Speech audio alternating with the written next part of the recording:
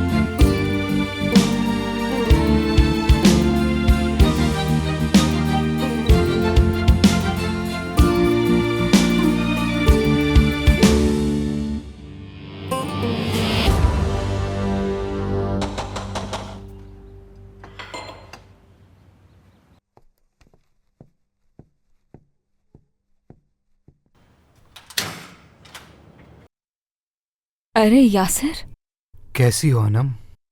ठीक हो ना? बस कोशिश कर रही हूँ ठीक होने की। अंदर आ जाओ।